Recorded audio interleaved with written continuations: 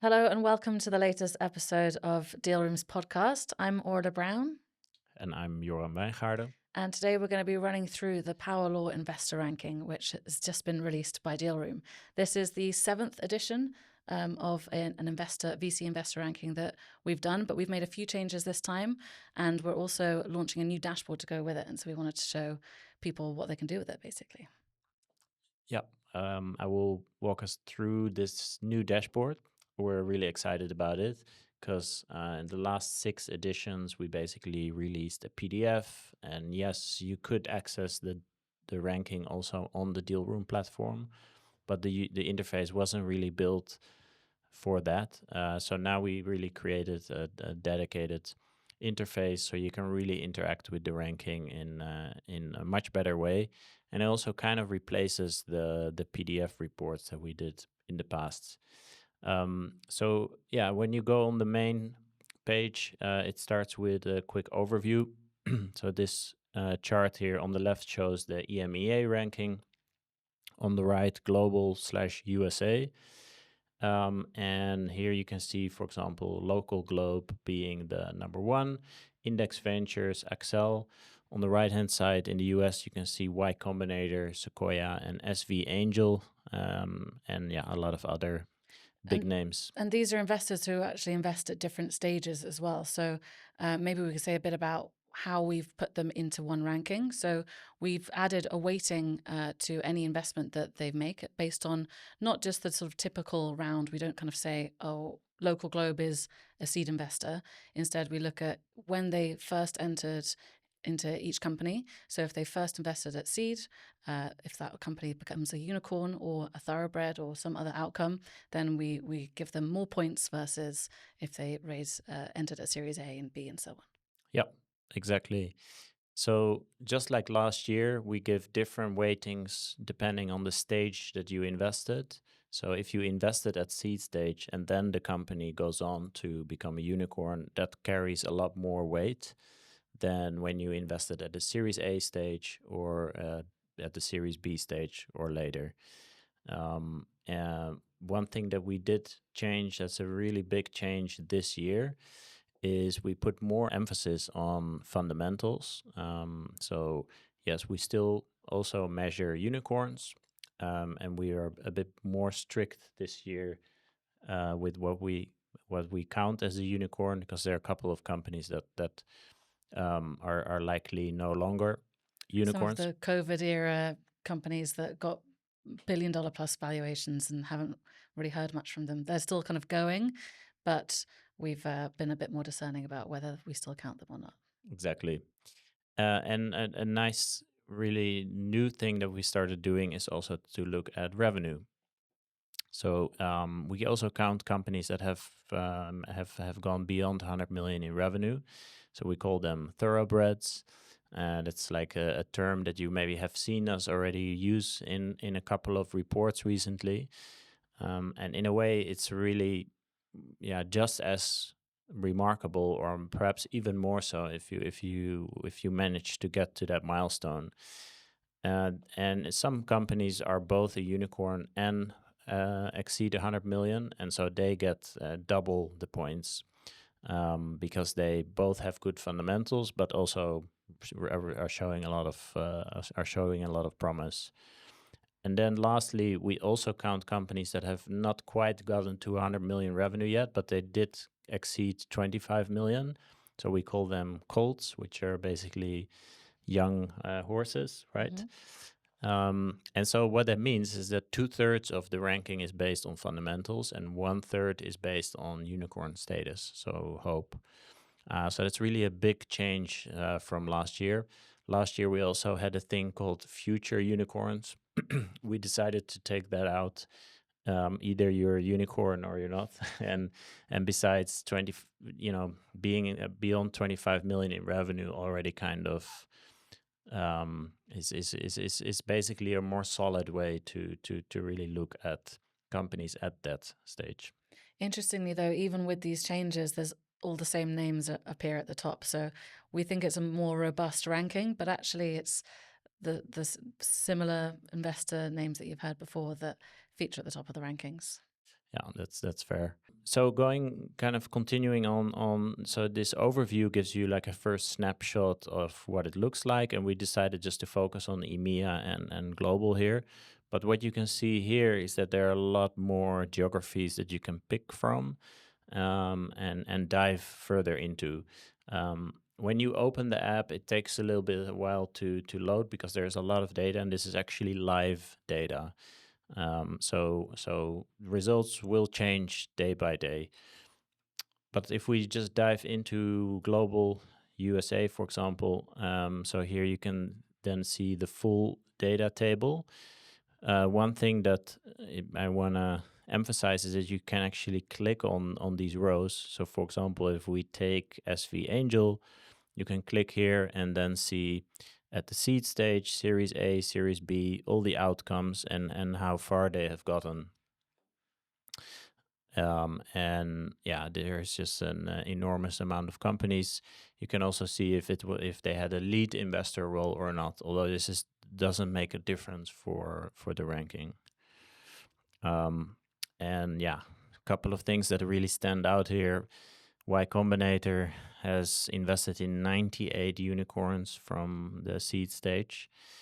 Sequoia in 107 unicorns from Series A stage, plus 203 from Series B stage.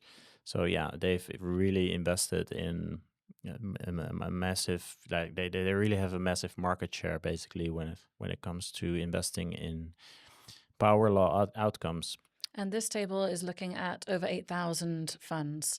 So you can also see underneath the total score in the first column for each fund, you can see top 0.1% or top 1%. So this is, if you're on, the first few pages here, you're already an incredibly successful fund compared to the 8,000 that are in the dataset.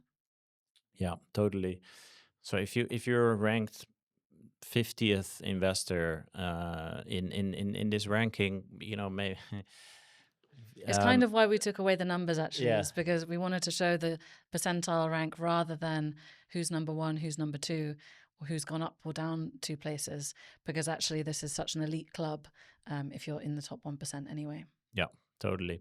By the way, you mentioned 8,000 investors, so that's only the active ones. If you want, you can also click on this toggle, and then it shows all investors, so also the ones that are not active anymore, because some of them have also really strong track records. And then it goes to 18,000. By default, we also are filtering out sovereign and public investors, just because we felt they're a bit different animal and don't really belong in the list. But yeah, here you can really customize all of that. If you feel like accelerators don't belong, you can check those as well. And so Y Combinator disappears from the top. So you can really customize it to your own liking. If we select all investors and active or not, the total data set expands to 22,000. And those 22,000 are ones that have at least one outcome. So they've invested in at least one colt, thoroughbred, or unicorn. So if we kind of jump to another ecosystem, EMEA, we can see local globe as the number one, just like last year. And I believe index Excel, like you said earlier, the top hasn't changed all that much, but the data underneath has become a lot more robust. So, for example, Local Globe invested in 14 companies at the seed stage that became unicorn, and you can click here to see how special that is. And the EMEA ranking is based on where the companies are rather than where the funds are. So that's why Y Combinator is in this list as well, and Sequoia, because this is based on just their investments in EMEA. Yep, exactly. A couple of other things that are worth showing. There's really a lot that you can do with this dashboard. So if I, for example, go to outcome distribution, this really shows why we call this a power law. So here in the top left, for example, you can see the number of outcomes per investor, and the horizontal line shows every single investor. So you can here see the distribution, and there is basically one company, one investor that has 14 outcomes, and that is Local Globe. But then you see the sharp drop off, and the vast majority of investors have only one or two outcomes from seed stage. So it just shows how concentrated this field is, and that's why it's called a power law ranking. I think a lot of people in the VC industry are talking about this term. A lot of people know what it means, some don't. I think it's so counterintuitive that even people who know what it means still, maybe forget about the implications of it. Or that they understand it for the implications of a startup or for uh, returning their fund, but not actually, but also about comparing funds between each other. There's also a power law at play there. Yeah, exactly. And this actually only shows, so this goes to 600 investors. So this only shows the 600 investors that have had at least one investment going from seed to unicorn. And there are thousands of other investors that have zero. And here you can see the same for Series B plus, where it's slightly less extreme, but it's still still quite an extreme curve. And then below that, you can also see the same thing for thoroughbreds. The next button here, outcome count, is another way to look at the same data, but it's maybe more intuitive. So you have 6,000 investors that have zero seed to unicorn investments. There are 500 investors that have one. Then there are 71 that have 2 to 3, and then only 15 that have 4 to 6, 6 that have 7 to 9, and there are only 3 investors that have more than 10 of those kind of outcomes. And so, of course, if you want to know who those 3 are, you can go back to this table. And I would have to sort here. So it's Y Combinator, 0.9, and Local Globe. So that's the outcome count. And another neat thing is that you can also use these filters here. If you want to, for example, say, I only want to see VC firms, or I only want to see PE and crossover investors, you can still use all these filters as well. So, for example, here, Euraseo, Insight. Then activity, this is not directly related with the ranking, but it gives you a sense of how of the data set, basically. So how active have the investors been in the data set since 1990, since 2024, and this year. Assets under management gives you a sense of like how big are most of these firms. So we show you both the last fund amount. So there are 24 investors that have raised, of which their last fund was more than $1 billion. Out of the PE and crossover, because you're still filtered on the top. Right. Good point. Exactly. So there actually is in total 69. And I'm still on EMEA, so you can also look at this data on a global level. And last but not least, here you can see also the investor type. So VC firms, angel or micro VCs, etc. And what is their typical first round? So to your earlier point, I think nowadays almost everybody says they are a seed investor. Mm-hmm. And with companies like Lovable and that are like growing faster than ever, that will be even more true. So in this ranking, we don't really look at what does a VC call themselves, but we just look at how many investments were you a seed investor, and did you take it to either unicorn or thoroughbred stage. And how do we kind of built this dashboard to make the data open as much as possible to help a number of different people with different use cases. Maybe we can explain a bit about that, because I think there's different use cases for this data for whether you're a founder, whether you're a VC, or whether you're an LP as well. I think when we first made the ranking like seven years ago, it was really aimed at making something that was actionable, useful for founders. First and foremost, something to give people a starting point of, if I'm in this geography and raising a seed round, who are the people who are most active, and where should I start? Because there actually are a lot of people out there. And so this gives you the first page gives you the overview of where to start with that, and adding filters of your geography and stage and things like that.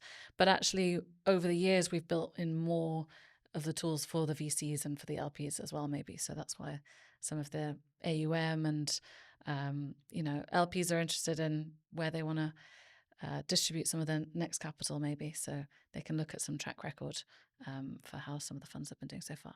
Yeah, maybe that's a good place to end.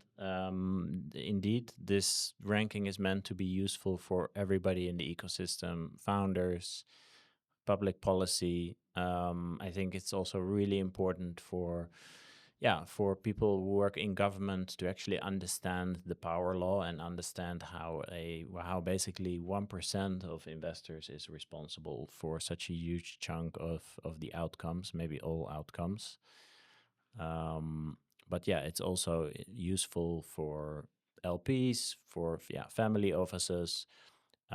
It's really meant to just be kind of a utility for the whole ecosystem, which is kind of I think that's kind of our brand and the role that we want to play.